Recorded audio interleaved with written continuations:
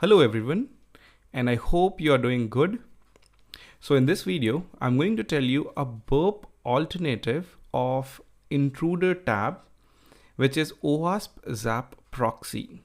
So Zap Proxy is again a very awesome open source tool which can be used as an alternative to Burp Suite.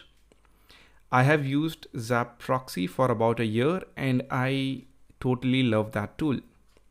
I've been using Burp since many years. That's why I am much more comfortable with the environment of Burp Suite.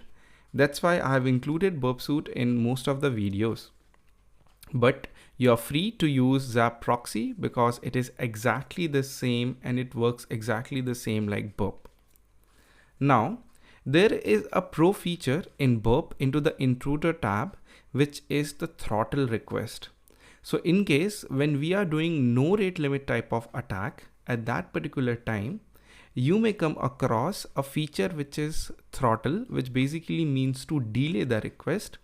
And into the Burp community edition, that feature is not enabled for free.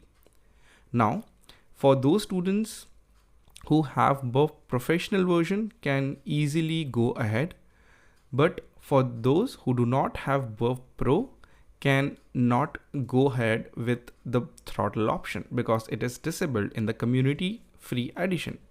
So at that particular point of time, you can use OWASP Zap Proxy to do that attack, which I have shown into the last video of this particular section, which is Burp alternative OWASP Zap Proxy intruder tab.